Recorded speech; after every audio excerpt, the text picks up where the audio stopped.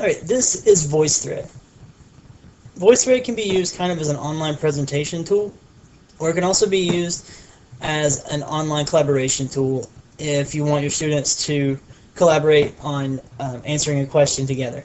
You can also have your students use it to present something online and then respond to each other in different ways.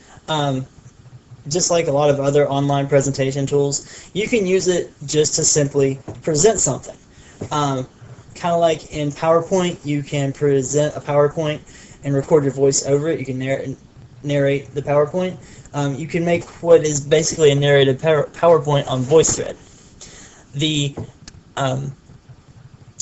The real cool feature of Voicethread is the comment feature, and people who view your PowerPoint or your Voicethread presentation, in this case hopefully your students, will be able to respond to you through a lot of different ways and not just through writing.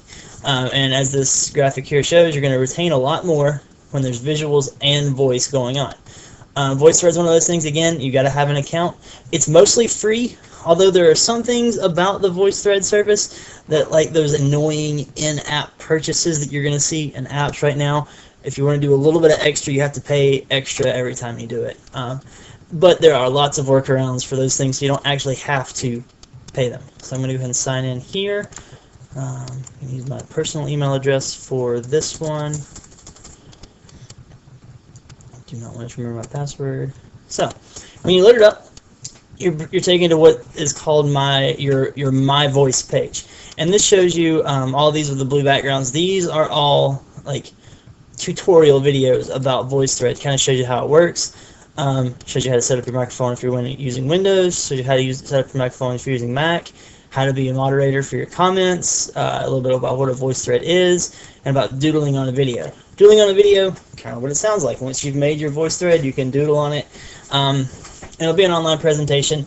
You could use it like a screencast, but once again, the really, really important, really cool part is the way that it can be used to make comments back to somebody else. Now, with all these flipped classroom tools, a lot of times they're going to have aspects of other people making presentations that might work for what you need, for what your purposes are. So same thing with Voicethread. Up here across the top, you've got My Voice. You've got Create in the middle. We're going to get back to Create in just a second. And then you've got the Browse button, the Browse tab over on the far left. If you click on the Browse tab, they're kind of just thrown in there from everything. You've got a whole lot of different things. You go forward and back. There's 33 pages worth of stuff here. I want to stop back on page 1 and just show you what a Voicethread is going to look like. I've been looking at this top 5 cartoon themes. I think it's just kind of fun. So when the Voicethread loads up, I'm going to stop this from playing.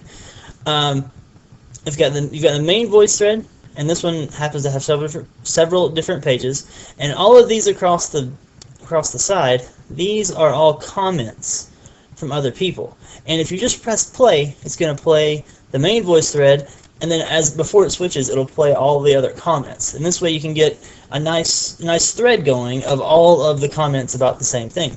Well, this one you can see you got Underdog. When you go to the next page, you can press play, and it's a YouTube video of the Speed Racer theme. And these are the comments people have made. And it could be a video comment. This one just happens to be nothing but text. There we go, more text right there. More text. More text. And if you'll notice, as we go from one text to the other, one comment to the other, the bar keeps scrolling along. So this is what it was talking about. And there's the voice comment. This is what I was talking about when I said it'll play the Voicethread first. So this is whatever was created, and then all the comments. Now, to create your own, if you can't find something you're looking for, you're going to use the Create tab. And again, let's go back to Browse for just a second. You can search for a different topic. If you want something in particular, search for it. Maybe you can find it, maybe you can't. Right. To create your own Voicethread, the very first thing you're going to do is upload the pictures that you want. You can use any other media sources. You can upload things from your computer. You can upload things from a URL. right here. You've got other people's voice thread, your own voice threads. You've got Flickr, and you've got the New York Public Library built right in. I'm going to close that down. Or you can use a webcam if you happen to have one of those available, and that way you've got a picture of you sitting in front of your computer screen or set up on a set or whatever you want to do for your voice thread. You could probably even, if you have access to a remote webcam, set it up looking at like a whiteboard or something like that and do sort of a whiteboard lesson on your voice thread. I'm going to just throw up some different pictures, and these are some other pictures that I've used before for a presentation on a gifted presentation. I'm going to throw up this infographic that I've got here in JPEG format.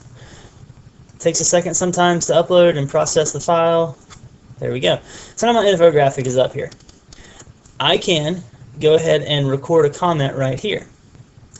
The comments that you have available to you as you're making your voice thread are the exact same comments that other people have available as they're discussing their voice thread. So if I wanted to, I could just hit record right there in the middle, and it would use my microphone to make a comment about my voice thread. And I could narrate my presentation. Go back up here to upload and edit, and I can add more things. I'm going to talk about Eric Gagne eventually. That was a joke because it's picture Eric Gagne, not, yeah, whatever. We can throw in some explanations here about things. There we go. So let's say I decide, you know what, I don't want to have Eric Gagne here in the middle. I want to have the house instead. So I can drag the house to the other side, and that makes the order different. Now, down here, you can use this little window over here to the left. You can add a title to that slide. You can add links that links to something different. So you can maybe link it to a YouTube video. You could link it to a different voice thread. Just have different things opening up. Same thing, same thing. When you're done, you're going to hit share. And you can share it to other people that you know in VoiceThread. You can share it to a group if you're a member of a group in VoiceThread. Or you can get a link. And getting the link will let anyone view or comment. Now you can lock it so people can just view it. Or you can have it linked and commented. Now, I'm going to go back here to browse, and I save this again. I'm going to call it testing. Now, once I go into my voice thread, now that testing thread is the first thing that pops up.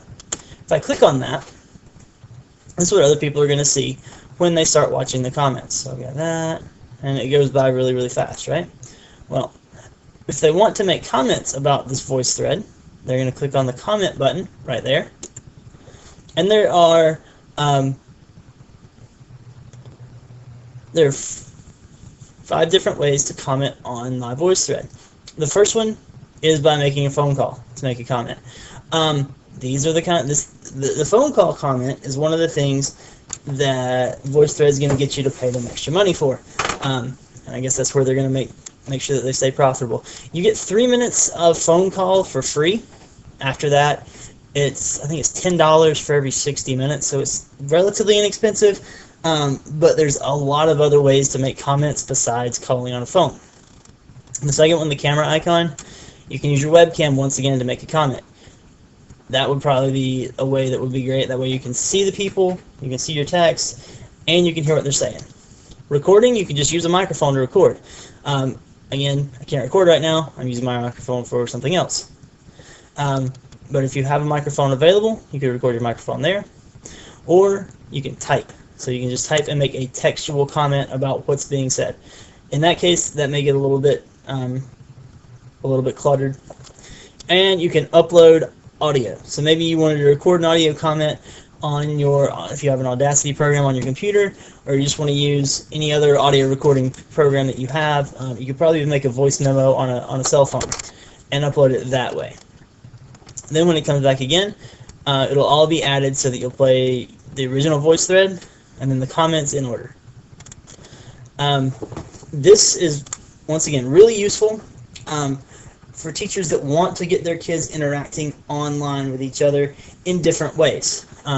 Since you have all these different links, all these different ways to share the voice thread, you can copy the link and just put it on the board at the end of class, throw it on a blog, You can send an email, or you can have an embed code, and you can embed this whole voice thread into your blog. You can embed it into another website, get it out there for a lot of different things. This would be kind of a neat way to have students do a different sort of presentation. This way they've got text, they've got their voice, they could have video of themselves, and then as they go along, their classmates could comment on their presentations. It's just a thought. But VoiceThread, I think, is very cool.